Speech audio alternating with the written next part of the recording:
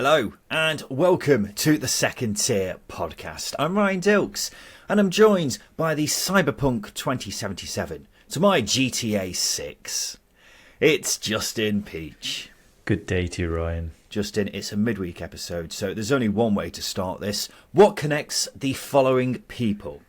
Billy McKinlay, Paul Hart and Alex McLeish. Oh, I thought I had it. I thought I had it. They've all been Forest managers at some point. I don't think they have. I don't think Billy McKinlay No. Okay. You nearly caught me off guard then, but that's not correct. I'm quite disappointed, actually. I thought you would get this. They had the three shortest managerial reigns in Championship history. Alex McLeish left Nottingham Forest in 2013 after just 40 days in charge. Paul Hart departed QPR after 28 days in 2010. And Billy McKinlay was the shortest, I'm not sure this will ever be topped, 8 days as manager of Watford in 2014. He's got the third best win percentage of any manager in Watford's history, and that's because he won one of his 2 games in charge. Incredible stat there. I thought I was maybe on the right lines, but that's some good knowledge. The Paul Hart one, I think I completely forgot about. But was that during the crazy era where they released a documentary in sort of the late 2000s? Ooh, no, it was the year before. Before it got crazy. I think. Would it have been?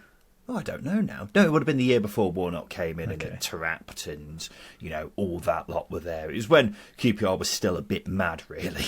I mean, Still a bit mad. They're a bit mad now, but even madder back then. Yeah, a bit mad. I think it was the Flavio Briatore years, wasn't it, as the ownership? Pretty bonkers tenure. And as I say, that was that really good documentary, actually. The 5-year plan or 4-year plan it was. Really good. I'm not sure I know this one. Have you not seen this? No, I'm not sure I have. Oh, it's really good. It's usually on Sky Sports Football when they've got nothing else to play during an international break. When they haven't got the Premier League years to play. Yeah, I tend to watch it every time it comes on, but it's really worth watching. It's really insightful. Really good. Well, I'll have to keep an eye out for it. Why am I bringing up the shortest managerial reigns, I hear you say? Well, it's because it's truly sacking season, isn't it? Of course, both Michael Duff and Tony Mowbray dismissed by Swansea and Sunderland, respectively. If you want to hear our thoughts on that, Justin and I did an emergency pod on Tuesday discussing those two decisions. But they are the 36th and 37th managerial changes in the Championship since the start of last season. That's the equivalent of a managerial change every 13 days. That's insane, Peachy. I don't really know how to add to it other than I think that just maybe exemplifies why the Championship's a bit bonkers and why it's such an incredible league. But I mean that stat there is the fact that you could take a job at the beginning of December and before Christmas you could be sacked. That's the average lifespan based on that. It's incredible. The incredible stat. Basically, one bad run of form and there's a high chance you're going to be out on your arse. And because the Championship's so up and down, there's always a good chance of that happening in a couple of weeks' time. You're never a couple of weeks away from potentially being out of a job in the Championship. I was going to say that's why we love it, but it's obviously not nice people losing their jobs, I suppose. I was going to say, based on those numbers as well, you're never a couple of feet away from a Championship manager either, by the sounds of it. Probably right. I've got Gary Megson living next door to me at this point. Welcome to the number one Championship podcast, the Second Tier. Thank you for joining us wherever you are. Yes, it's a midweek episode, and we haven't had midweek games, so we're going to look ahead to the Championship this weekend and make some predictions. So Justin and I will be revealing them very shortly. We're also going to be having a chat about the managerial vacancies currently in the Championship. We've got 3 vacancies at the moment. Can't remember too many occasions where we've had 3 vacancies at one time in the Second Tier, but we're going to be talking about who we think would be good for those particular jobs. And also we'll finish off with Scott High or Ryan Lowe right at the end of the show. So let's have a look ahead to the weekend. And in each preview episode of the Second Tier, Justin and I we'll each pick a banker, a team we think is guaranteed to win this coming weekend, as well as an outsider, so someone we think is going to win but is bigger odds with the bookies than their opponents. For a tracking how we do as the season goes on, 1 point for a correct banker, 2 points for an outsider. Whoever loses has to do a forfeit. That will be a coach trip from Sunderland to Plymouth and back for Justin, and a CrossFit workout for myself. Although at the moment that's looking quite unlikely because the current scores are 22-17 to myself. Justin Peach managed to claw back a point after he got his outsider correct of Plymouth to win at home to Stoke last weekend. I got my banker correct of Leeds to beat Middlesbrough. So 2 points for Justin, 1 point for myself. Decent weekend for Justin. Let's see if he can have an even better weekend this coming weekend. Justin, what is your banker? These things now fill me with anxiety and stress because there's so much riding on it now. I.e., 2 days of my life. It wasn't doing it before. Not to the same extent it was because it's getting real now. We're losing daylight here. We're losing games between now and the end of the season for these midweek predictions. So yeah, a little bit stressed, but I'm going away from the trodden path, having been let down so many times by the overwhelming favourites. I'm going for Coventry to win at home to Birmingham City. The idea here is that Birmingham quite simply don't know their arse from their elbow at the moment, and according to Mr. Wayne Rooney, I quote, his team lacks a pair of bollocks to play football in front of a crowd. Of course, coming from the comments he said after the Rotherham game on the weekend. Coventry City, for me, they don't lack a pair of bollocks, but actually more of a clinical edge. So they're carrying a lot in the midriff region, but just lacking in that ability to really put the ball in the back of the net on a consistent basis. I was going to say they've got a pair of bollocks until they're in front of goal. It depends how you look at it. I think it takes a bigger pair of bollocks to miss a gilt-edged chance than it does to score it, but maybe we'll leave that there. They were poor in that last game against Ipswich, so I think a reaction is absolutely needed, and we've been saying for a long time and basically been banging the same drum and over again is Coventry have been vastly underperforming when it comes to the performance in the final third, and if they can start putting their chances away, they will win games. Birmingham City don't like playing with the ball at the feet apparently, so why not? Coventry do like to play football, so there has to be a win here. And the thing you forgot to mention, Justin, is this game is on telly on Friday night. And if Birmingham's players are falling apart in front of a crowd, imagine how bollockless they're going to be when they've got the TV cameras there as well. It's something you've seriously got to consider. I'm not going to disagree with you on this, Justin. Coventry have looked like they're picking up despite losing to Ipswich at the weekend. So I'm very much on board with this one. I suppose the question is, could Wayne Rooney be under pressure if he suffers another loss? 5 points from an available 24 so far, and these owners have sacked managers for a lot less, haven't they? Well, the one manager they have had, I wouldn't be surprised, to be honest with you, because it's looking like a mistake, and I think Wayne Rooney calling out his players against Rotherham is surely going to serve up a big reaction for them against Coventry, so that might add things into it in that sense. But yeah, you are right. I do think if he does lose again, he's going to feel the pressure quite significantly because they have fallen really far down the table since he took charge. Yeah, well, you could have let him off before in those first 4 or 5 games because they had a really tough run of games. Now they have drawn to Rotherham in a game which was so flat, it was dreadfully boring. Lost to Blackburn, beat Sheffield Wednesday, but even that was a bit of a struggle. So, Rooney's got to turn it around, hasn't he? Otherwise, these owners will be looking even more silly than they already are currently. And I mean, I was asking, will he be under pressure? I think he's already under pressure, isn't he, from just how poorly it's gone so far. My banker from the weekend is Leicester to win at home against Plymouth. As far as bankers go this season, this is one of the more obvious ones. I do really like Argyle. I like the way they go about their business. I like the squad. I like Stephen Schumacher. But they're quite a way off competing with Leicester, particularly with their away form, which has been a problem. Plymouth have won just 3 points from an available 27 on the road. So it would be a shock if they came close to getting anything from this game.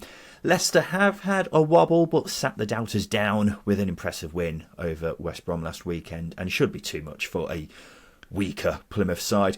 Enzo Maresca's mighty Foxes have a chance to build some form, actually. They should be getting maximum points in each of their next 4 games when you look at the opposition. So this should be a comfortable win for Leicester. My only worry would be if Maresca gets a bit squad rotation happy with midweek games coming up, as we saw when they drew to Sheffield Wednesday just over a week ago. So I'm fully expecting a Leicester win here, and any doubts that I do have are quite minimal, to say the very least. It's an interesting point you bring up about the rotation. You could go full Pep here and overthink it. Yeah.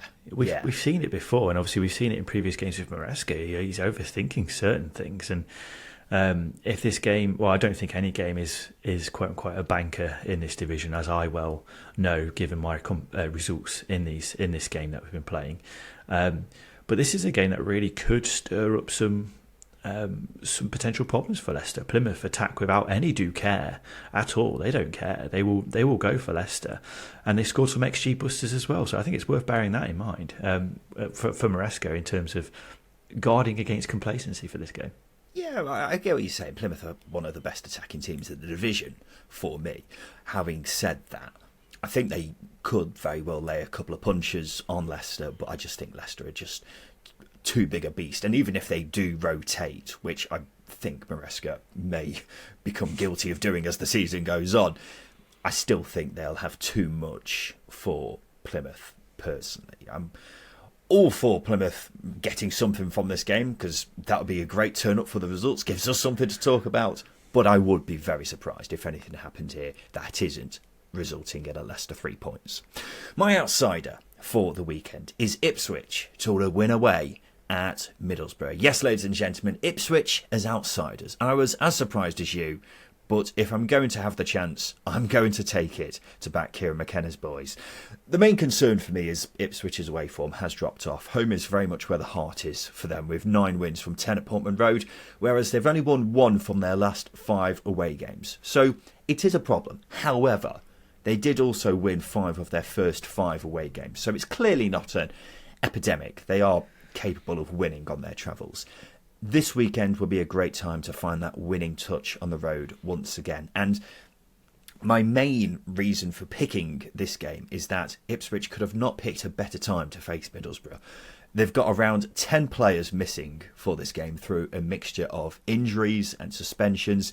They have been blighted by injuries all season, and it's just got worse and worse. If you had to make a list of Borough's 5 best players, they're all missing for this game, and then so are many others. The defence is going to be looking very makeshift, which isn't ideal at all against the top scorers in the league. So really, it would be a missed opportunity if Ipswich didn't win this one.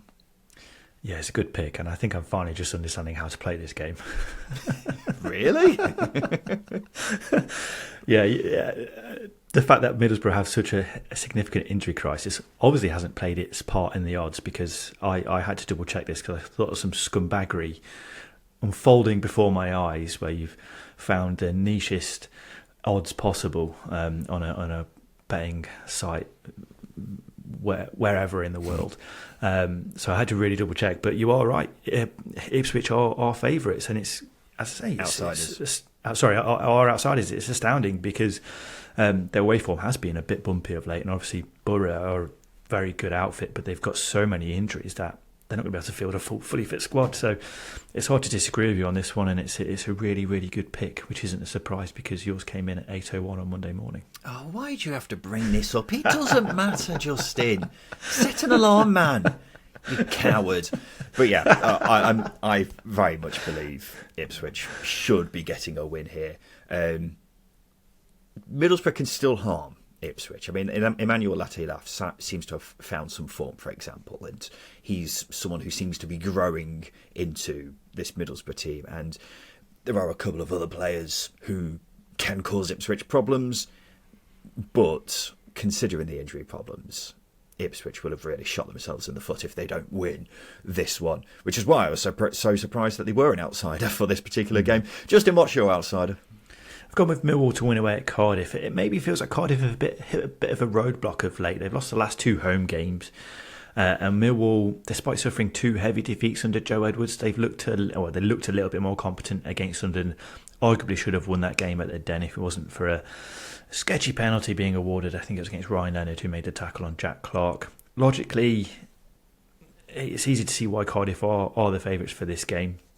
But Millwall's away form actually is pretty good, all being said. And obviously, Joe Edwards had that first game against Sheffield Wednesday, where he really tapped into the quality of the team, of his Millwall team. And I think, given that Cardiff's inability to create an abundance of chances within games, Millwall are probably going to look solid once again, because Joe Edwards has said in the last couple of weeks he wants to strip it back to the basics, because they haven't been doing that under him so far, hence the 2 heavy defeats. I think that's going to work in Millwall's favour and probably hopefully edge an narrow win against Cardiff. Yeah, I was a bit surprised when you picked this one, Justin. I think Joe Edwards is certainly finding his feet still at Millwall. I think that's fair to say, isn't it? And you were a bit sceptical about that appointment, weren't you? Yeah, it was, but it's just what he said over those 2 heavy defeats. He's really laid into his players. They were making a lot of mistakes within the game. But Sunderland, I saw a reaction. Against Sunderland, I saw a reaction. I saw essentially what he said he was going to do. He's going to strip it back to the basics, and I think that's going to help them, especially in an away game.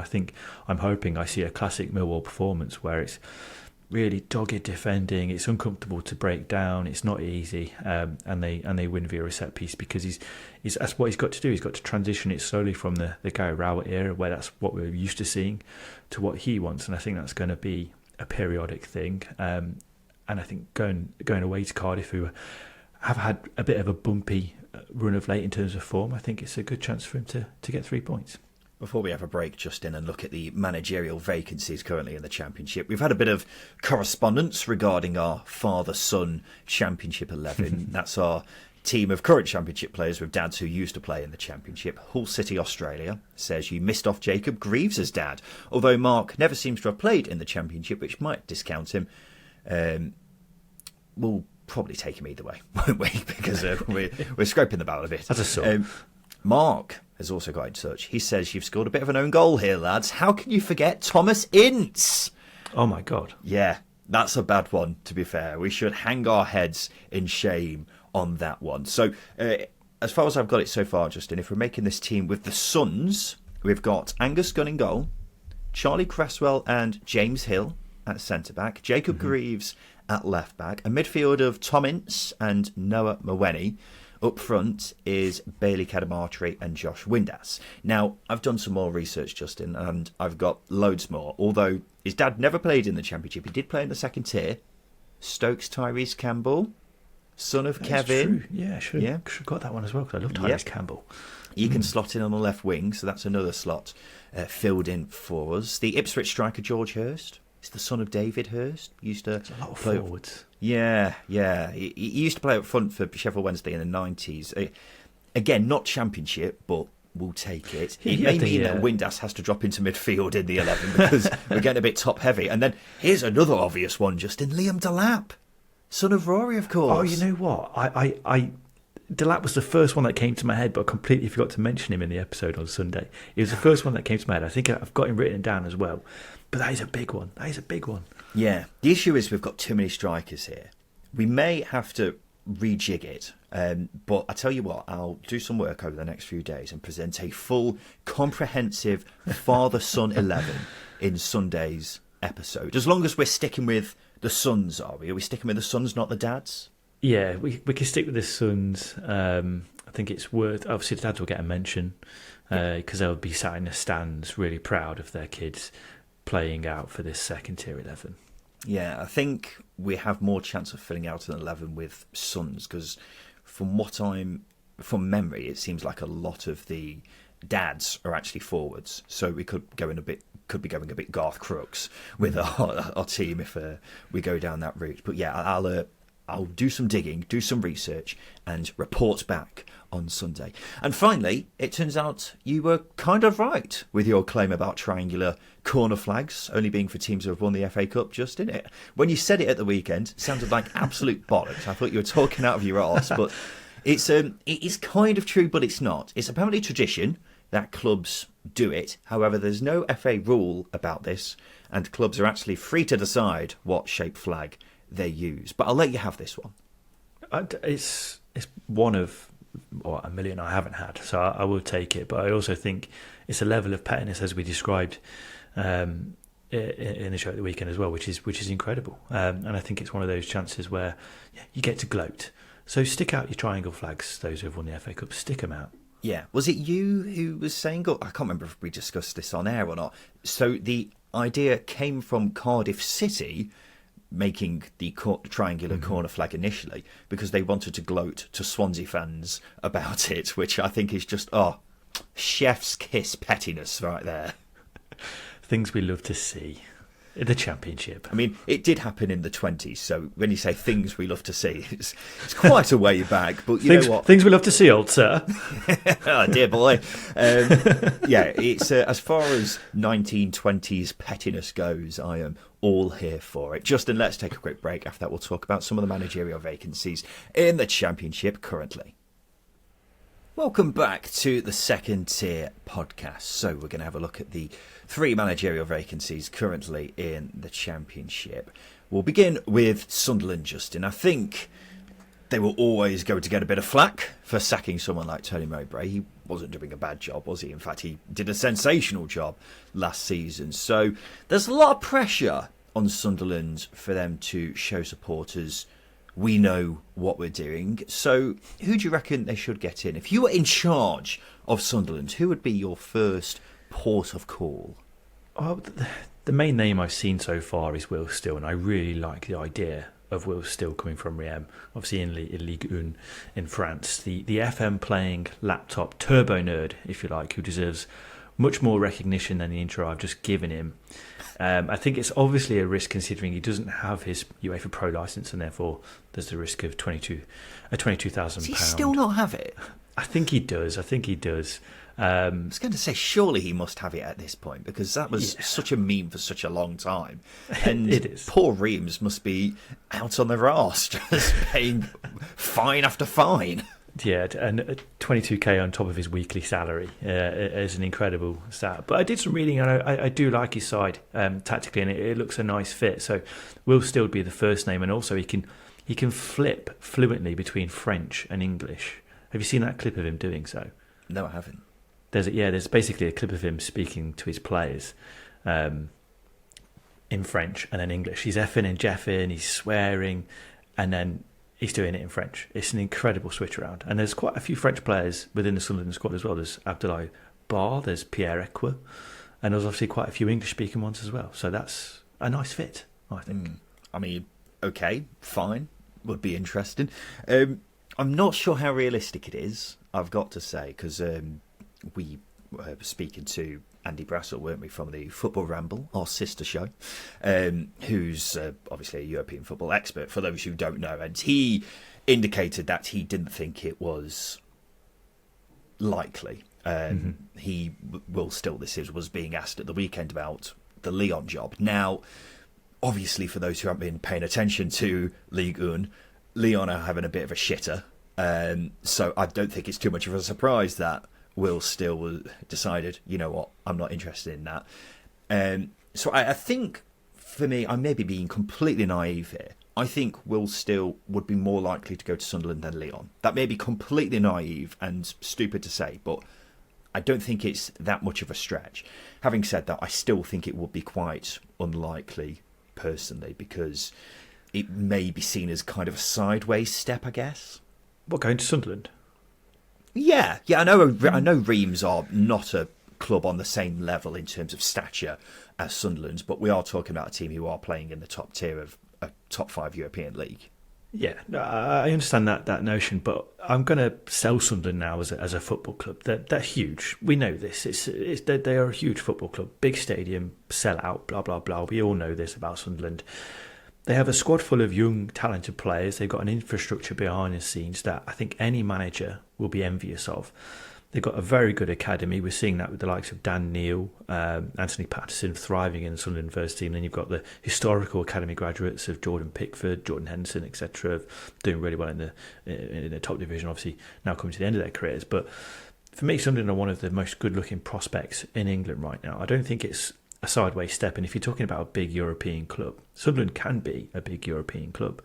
I wouldn't put that title on them just yet, but they can be a big football club in the Premier League with the right manager. So I think they're a very good project. Yeah, Justin, I'm not going to disagree with you on that. I think you're completely right there. But I think if you're looking at it from a Will Still perspective, I think he may be holding out for a bigger job than Sunderland. And when I say that, I'm talking another club in a top 5 European league. Well, I think it depends where you view Sunderland. He said in the past that Vincent Kompany went to Burnley from Anderlecht, and the Championship can be seen as it's a competitive league, and it can be seen as one of the top leagues in the world. I don't think he'd be close to the idea of going to the Championship, because it can act as a springboard for his career, as well as Sunderland going into the Premier League. And I think, as I say, if you get if you pitch Sunderland in the right way, I think you can sell them as a big European football club, because they once were. Simple as that. They've got the potential to go again. They're a project football club, and I'm starry-eyed about it. I think they're a very good fit. I'm not disagreeing with anything you've just said. I just think Will Still will probably be holding out for something higher up the food chain than where Sunderland currently are now. For me, I think it's going to be a foreign manager. I know that's quite a vague selection. I haven't picked out anyone specifically, but that's the reason I think it's going to be a foreign manager is just because I don't think anyone on these shores particularly stands out. I think the Sunderland hierarchy are looking for someone who will get them seriously challenging for automatic promotion, has a record of developing young players, and plays attractive football. I mean, Kieran McKenna fits the bill, but that's just not going to happen. I'll say that straight away. Graham Potter, but that also seems quite far-fetched. I think he'll be holding out for a Premier League job. I think Stephen Schumacher would be a good long-term appointment. However, I get the sense Sunderland want to be in the Premier League sooner rather than later, and I think Schumacher's a bit too long-term for that. So for me, Sunderland have to cast the net out further, and judging from some of the names being linked, it seems like that will be the case. I'd be quite comfortable in betting that the next Sunderland manager will be someone we're probably not familiar with, and almost certainly hasn't managed in this country before. It's not. I agree. I think it's going to be a manager from overseas. There could be Will Still.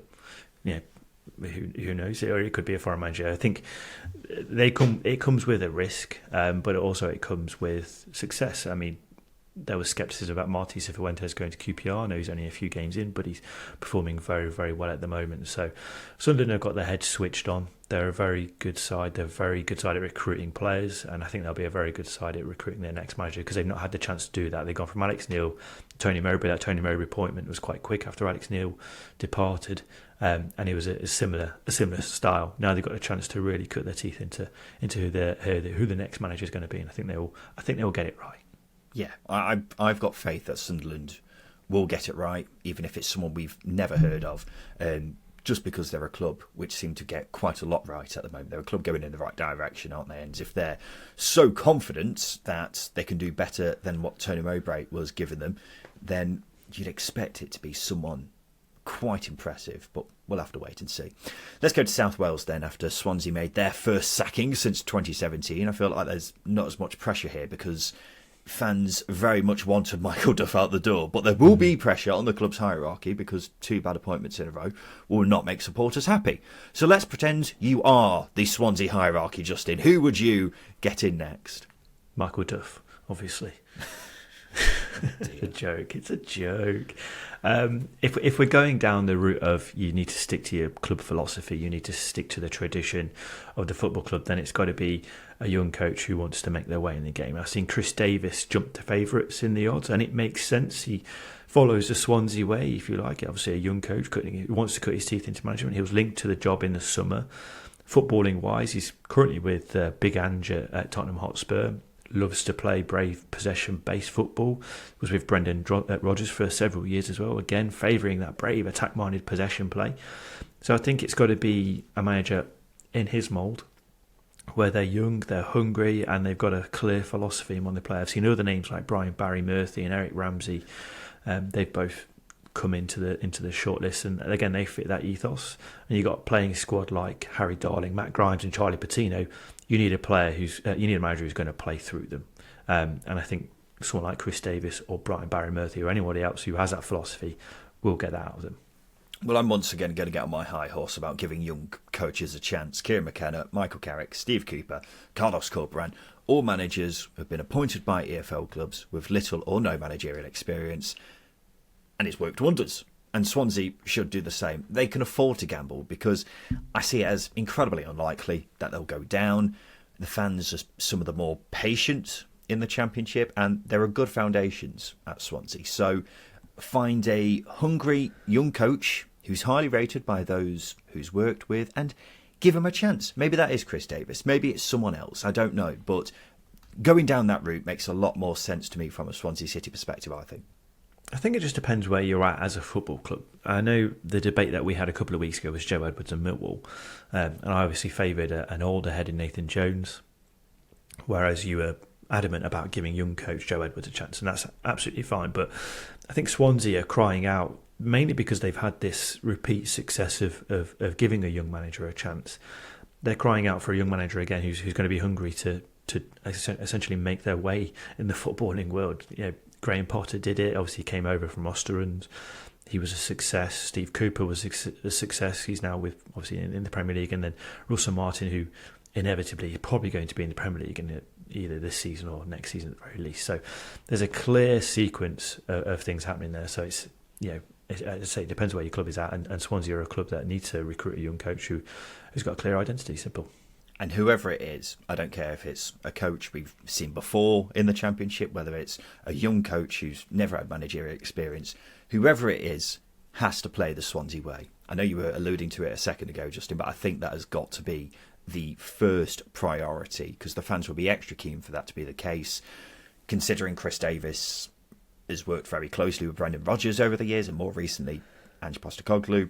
One would assume that he fits that mould. So that'd be interesting if it does come through. And then finally, the other club currently without a manager is still Rotherham. Now, reports said an appointment was expected this week, although the same thing was said about last week, and they don't seem to be on the verge of an appointment. Nathan Jones now seems quite unlikely after looking like it may be him at the weekend. So it feels like we're kind of at square one all over again, Justin. If you were Tony Stewart, the Rotherham owner, who would you offer it to? I think first thing, if I was Tony Stewart, I'd be back off holiday, because it sounds like he may have gone again if things aren't progressing with the next managerial appointment. Going on holiday, Tony. Yeah. You think it's such a bad time to go on holiday? Who goes on holiday in the middle of the winter anyway? It makes no sense, especially when you've clubs managerless. I've said before, I've said Liam Richardson I think is a good shout, because again he's a young coach. He's got a point to prove after his Wigan departure last season. And as well as that, he's available. He's free. He's available, and he plays a type of football that I think will get the best out of the players out there. He likes a big man in the final third. Jordan Hugill certainly fits that mould. He's got energy and guile now in Sam Nombe, who's picking up in form under Wayne Carlisle. So for me, Liam Richardson's the right man. That being said, we said in our emergency episode covering the Swansea and Sunderland sackings, I think Michael Duff would be a perfect man for this job. So yeah, it's a hard one, because apparently people are turning it down, but there's good candidates out there. Yeah, I'm not going to say any more, because I still think Michael Duff is the ideal man. Ticks all the boxes for me. That would be the perfect appointment for everyone involved, I think. On the Tony Stewart thing, why is he going on holiday? Why is this even a thing? Because I remember when they sacked Matt Taylor, he went on holiday, didn't he? Yeah. So is he on holiday again now? I don't think he is. I was saying it in jest, but given the lack of progress, he may as well have been. You'd assume he'd be back on holiday. Even if you are on holiday, we've all got Wi-Fi, we've all got data. You can get on the phones to managers. You can conduct your interviews via PowerPoint, or pay for Nathan Jones to come out to Alicante or wherever you are. It's as simple as that nowadays. It's 21st century, Tony. Get on with it. Yeah. There's really no reason for it to have lasted this long, but I'm from the sense that I'm getting, it seems like everyone's just turning this job down, which is not an ideal position to be if you're Rotherham United, but we'll wait and see to see if anyone does come through the door soon. Now it's time for this. Scott High or Ryan Lowe? Neil Best is fucking shit, mate. Yes, it's time for Scott High or Ryan Low. This is the game where we have to rank 4 things from highest to lowest. It's as simple as that. There's 3 questions, and this week I'll be providing the questions for Justin. We are opening the floor to the listener if they want to send in a Scott High or Ryan Low. It's the same as what we've been doing with Simon Grayson's Hateful Eight. If you send them into @secondtierpod@gmail.com, that's secondtierpod@gmail.com, and title it with Scott High or Ryan Low in the subject, then you may very well get a shout out soon on the show. I will say we've had dozens of Hateful Eights being sent in, so thank you for that. No one has sent in a Scott High or Ryan Low, so if you want a shout out on the show, that's the way to do it. Everyone just seems to have been taken aback by the possibility of being mentioned in the same breath as Simon Grayson. But yeah, if you really do want to shout out on the show, this is a great way of going about it. Anyway, the first question, Justin, is all about Middlesbrough. Here's 4 Middlesbrough managers. Rank them by who's managed the most games at Borough.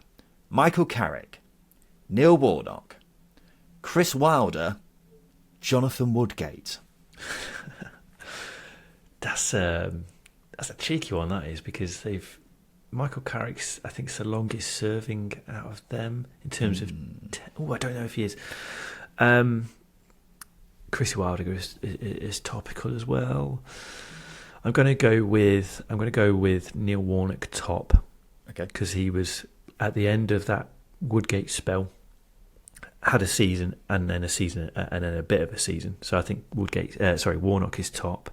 Then I'm going to go Michael Carrick, because he's just done over a year. Then Chris Wilder, who was just under a year, and then Jonathan Woodgate, who was 3/4 of the season. You're spot on. You are absolutely spot on, big boy. I thought you might get a bit confused with the final 3 because it's quite close between them, but you have absolutely nailed it, Peachy. Well done. Neil Warnock, 75 games in charge. Michael Carrick, 50 games. Chris Wilder, 45 games. Jonathan Woodgate, 41. So it was bloody close. How the hell has Chris Wilder got the Sheffield United job, by the way? He's been friends with the owner. That's it. I didn't think he was friends with the owner anymore. I thought that's the whole reason he got sacked in the first place. That's a good point. Absolutely bonkers. Anyway, speaking of Warnock, here's 4 players. Can you rank them for me on who has made the most appearances with Neil Warnock as manager? Sean Derry, Phil Jagielka, Lee Peltier, Michael Tong.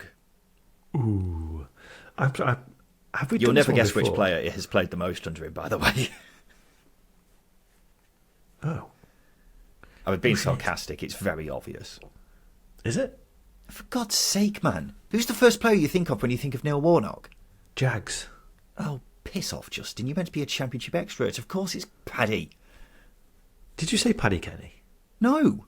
Oh, that's why I'm getting confused. Oh, God's sake. Jesus. Anyway. Your attention span is getting worse and worse. I said Sean Derry, Phil Jagielka, Lee Peltier, Michael Tong. No Paddy Kenny. No. Fine. I'm going to go Sean Derry. I'm going to go Phil Jagielka, then Michael Tong. No, then Lee Peltier, then Michael Tong. You have made an absolute hash out of that, ladies and gentlemen. Jags was top, 283, all of them at Sheffield United. Michael Tong was second, not far behind old Jagielka, 275, mostly at Sheffield United, but also had a short stint at Leeds as well. Sean Derry was quite a way behind in 193 appearances. That was at Palace, QPR and Sheffield United. Then Lee Peltier on 140. That was at Leeds, Cardiff and Middlesbrough.